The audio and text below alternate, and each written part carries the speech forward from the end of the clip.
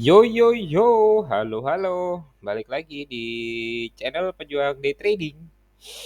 Nanti malam ya ada news NFP. Kira-kira kalau misalnya kita trading bakalan kemana gitu ya NFP itu. Seperti kita tahu ya teman-teman ya, NFP sendiri itu cukup signifikan buat ngegerakin market. Ditambah gitu ya, kemarin itu market US libur ya, ditambah market US kemarin itu libur hari apa gitu, kemerdekaan atau apa gitu ya. Nah, kita ngomongin NFP nanti malam. Nah, kalau dilihat dari news gitu ya, Forex Factory, forecast-nya itu nilainya 191K, kemudian previousnya itu 272K. Artinya ada penurunan dari angka NFP sebelumnya atau bulan kemarin. Nah, yang jadi masalah adalah si NFP nanti malam itu dia jadinya kemana nih gitu kan? Apakah dia akan narik naik atau narik turun ke bawah gitu. Cukup dari fundamental gitu ya, forecast dan previous newsnya angkanya itu 191K gitu ya untuk forecast nanti malam dan previous angkanya atau angka sebelumnya di 272K bulan kemarin. Jadi ada penurunan intinya. Oke, kita balik ke chart, kita ngomongin peluang yang mungkin bisa terjadi yang bisa kita ambil. Kita cek dari hourly. Sebenarnya nggak ada yang signifikan gerakannya gitu ya dari gold untuk NFP nanti malam. Karena apa? Posisinya itu dia berhenti atau respect di eh, ekstrim dari supply zone, di mana zonanya itu sebesar ini gitu ya. Ini ekstrim dari supply zone kita.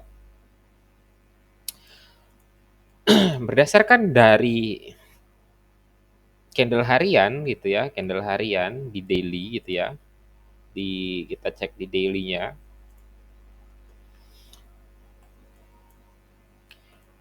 Previous candle-nya itu kita udah shifting nih.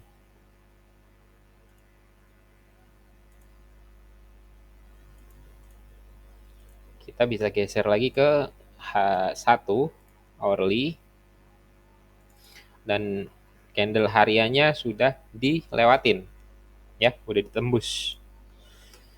Sekarang marketnya lagi stay di zona ekstrim dari H1 untuk supply zone.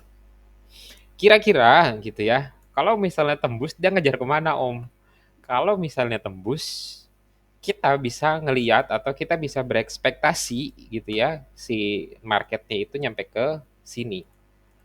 Ya kan? Ini pucuknya harga tertinggi di sebelum dari ekstrim supply zone.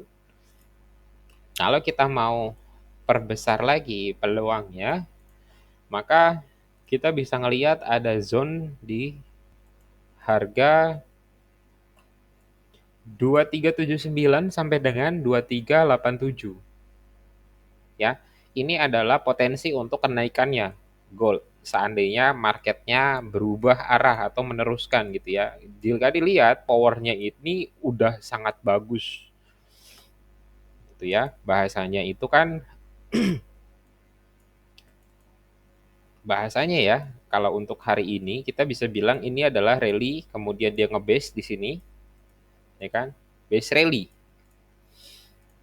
Jadi, kalau misalnya kita pakai konsep rally base rally, maka konsep ini sudah habis, ya. Rally base rally, ya kan? Rally base rally ini udah habis polanya, ya, teman-teman ya. Pola rally base rally di H1 itu udah habis. Artinya, ada kemungkinan dia akan mantul dari ini untuk turun ke sini dan dia naik ke atas. Kalau kita bicara konsep rally base rally, ya teman-teman ya. Kalau kita bicara konsep rally base rally, maka base ini akan dijemput kemudian sama market gitu ya. Kemudian baru dia beneran naik ke atas. Kalau kita bicara rally based rally dari time frame H1. Oke, jadi di sini adalah potensi entry-nya kita nih. Ya, kalau misalnya kita mau ambil full gitu ya, maka zone entry-nya kita itu adalah zona dari base-nya dari rally base rally ya di sini gitu. Kita dapat atau akan nyari peluang di area sini untuk harganya di harga berapa? Di 2340 sampai dengan 2320. Ini adalah zone yang akan dijemput sama gold untuk penurunannya. Jika kita pakai konsep rally based rally. Ketika rally kemudian nge-base dan dia rally lagi, maka ada kemungkinan base berikutnya atau demand yang dibentuk dari rally base rally menjadi potensial entry-nya kita untuk follow up buy, kemudian untuk target di 2380-an take profit-nya. Ya. Kalau kita pakai konsep rally base rally. Tapi apa segampang itu, Om? Dan SL-nya gitu, gede banget gitu. Ya kan? SL-nya gede banget, Om. Ditambah kita kan nggak tahu nih beneran breakout atau turun nih ke bawah gitu. Nah, makanya teman-teman ya, kita turun lagi ke time frame yang lebih kecil untuk mastiin gitu ya. Untuk pastiin ada nggak struktur yang bisa kita lihat? Struktur yang bisa kita lihat, yang sekarang benar-benar bisa kita lihat dari London season yang dibentuk adalah marketnya cenderung diam. Kenapa diam? Teman-teman perhatiin ya, candle-nya itu nggak ada yang momentum gitu ya. Candle-nya itu nggak ada yang momentum, cenderung di field semua. Maksudnya di field semua gimana Om? Candle-nya itu atas bawahnya dipenuhin semua gitu sama ekor gitu. Jadi candle-nya ini juga udah menunjukkan bahwa ada istilahnya ada perebutan kekuasaan antara buyer dengan seller. Ketika kita bicara detail di M15. Kalau kita bicara detail di M15 dengan bentukan struktur seperti ini, kan kita bisa bilang kalau ini sideways yang sudah di breakout. Ya, sideways yang udah di breakout. Tapi kita bicara zona sideways di time frame kecil. Maka zona ini disebut compression gitu. Jadi udah ada pemenuhan kebutuhan, ada pemenuhan buyer dengan seller yang sudah selesai bisa dibilang. Dan ini ya bisa jadi adalah zona false breakout atau kita sebutnya zona liquidity lah gitu. Ya, zona liquidity dari zona ini gitu. Dari zona ini sudah diambil gitu. Jadi yang apa namanya yang pasang sell gitu ya, yang menganut paham supply demand gitu, supply demand dan order block kemudian pakai ekstrim, mereka kan otomatis buka sell di sini gitu ya. Kemudian SL-nya di sini dan di sini SL-nya udah di pick up sama market gitu, udah di pick up di sini. Ya, udah di pick up di sini. Karena berharap marketnya itu bereaksi gitu. Kalau misalnya kita mau mereka yang konservatif trading gitu ya, trader, mereka itu kan masuk di area sini nih, di ekstrim juga nih, di area sini ya. SL-nya otomatis di atas sini gitu. Ya, karena ini high terakhir kemudian dibikin konsolidasi atau ada penurunan nih. Dan di sini kalau diperhatikan yang pakai swing-swingan gitu, swing sini lebih rendah dari swing sini dan swing sini lebih rendah dari swing sini. Maka ada penurunan harusnya, bikin flag ya, bearish flag harusnya. Jadi bearish bearish flag bentukannya gitu. Jadi dia naik gitu kan, dia turun begini kayak gini dan dia sekarang di breakout. Oke, gambarannya untuk yang pola ini atau struktur yang ini kayak gini. Kayak sebelah kanan ini yang warna hijau. Oke. Dan di sini udah kena stop loss. Kalau yang mereka ngejar ekstrim di bawah sini karena pasti akan turun ke sini nanti malam. Ya, spoiler gua. Spoiler gua. Oke. Nah, di sini kita melihat ada likuidasi dari market di mana dia udah men-take out seluruh order sell yang pasang stop loss di atas dari swing high di sini. Ini sudah dimakan semua. Pertanyaannya adalah, Om, gue mau nge-sell di mana, Om? Atau gue bisa nge-buy di mana, Om? Untuk nge-sell dan buy, gue nggak rekomendasiin untuk entry sekarang. Kenapa? Di sini, ini dipagerin sama market. ini adalah zona yang cukup kuat untuk nahan harga, ya. Jadi selama ubek-ubekan di sini aja marketnya, ya udah marketnya nggak akan kemana-mana. Validasi entry kita untuk sell itu ada di sini, ya. Jadi yang ini kita hapus, nggak perlu. Validasi entry-nya kita itu adalah di harga 2360-an. Setelah market bisa breakout di bawah sini, kayak gini, turun ke bawah sini, maka kita bisa ikut follow up sell setelah dia naik kayak gini. Oke, untuk buy-nya di mana Om? Sell kita akan masuk di area dalam zone dari ekstrim marketnya, dari ekstrim di sebelah kanan, sebelah kiri sini. Kita akan masuk di sini setelah ada potensi breakout. Ya, kita akan masuk di atas gitu ya, di atas dari zona potensial yang jadi penentuan reversalnya bisa dibilang. Kalau dia bisa patah di sini gitu ya, berarti kan kita udah mengkonfirmasi bahwa ada trendline breakout nih dari minor struktur. Itu kan? Ya, jadi kita akan nge-sell ketika market kuat naik lagi ke atas, SL-nya di atas dari ekstrim order block atau ekstrim dari supply di time frame H1 yang sebelah kiri ini ya, sebelah kiri ini SL-nya di atas ini selama dia nggak kuat naik. Track profitnya yang ideal itu satu di sini ya. Jadi ada dua zona untuk marking zona pantulan buy. Ini satu ya. Kemudian yang satu lagi di sini.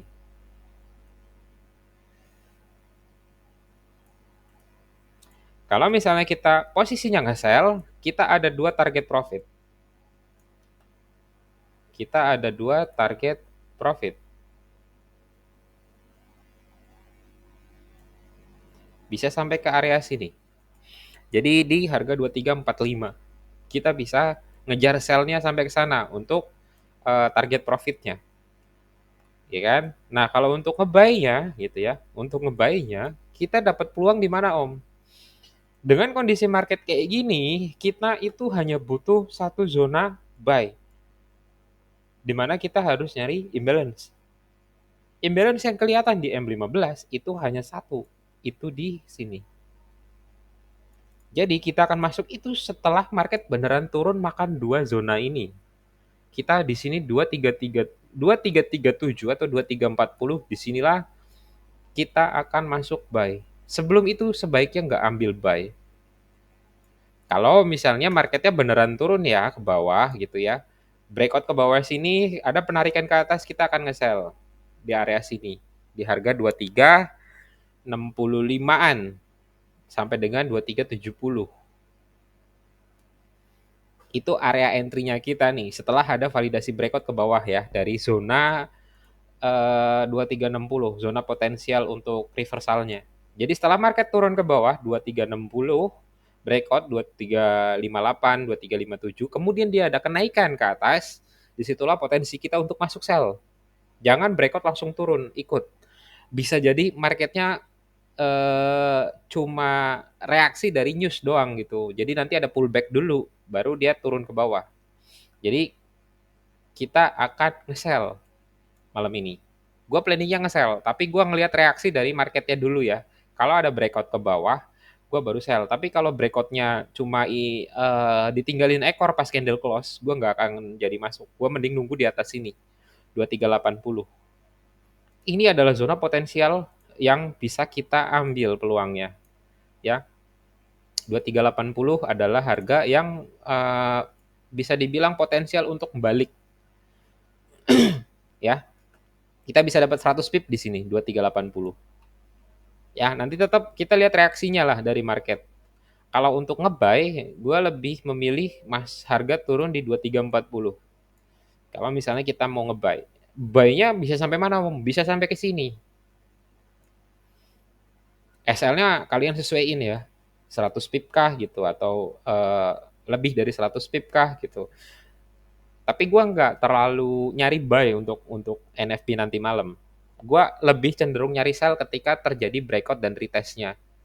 Karena eh, build atau bentukan yang ditampilin sama market gitu ya, bentukan dari market gitu, bentukan yang dibuat oleh market lebih cenderung kalau misalnya nanti malam itu kita akan turun dulu gitu untuk ngejar ngejar demand dari time frame gede. Jadi kalau misalnya kita gambarin, kalau misalnya kita mau nge-buy ya ini zona buy-nya kita tuh di sini doang gitu. Ini zona buy-nya kita nih. Kalau nggak sell ada dua peluang gitu. Kalau nggak sell ada dua peluang. Zona di sini dan di sini.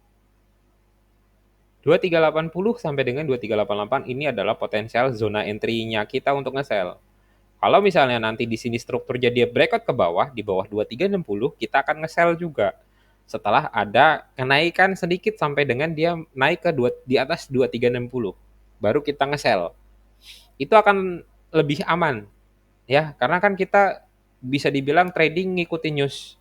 Kalau newsnya hasilnya nggak sesuai dengan ekspektasi kita atau harapan kita ya juga bahaya gitu kan, resiko kena SL-nya lebih cepat.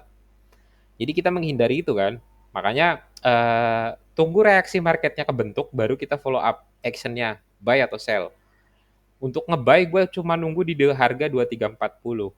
Selebihnya gue nggak akan buka posisi buy. Karena kalau misalnya market beneran turun gitu ya, market breakout ke bawah, di bawah 2360 candle close, gue lebih cenderung milih sell. Oke teman-teman ya, penjelasannya cukup jelas ya. Jadi nanti malam gue lebih nyari sell daripada nyari buy. Tapi kalau misalnya marketnya kencang deres turun ke bawah, 2340 adalah zona potensial gue untuk masuk buy.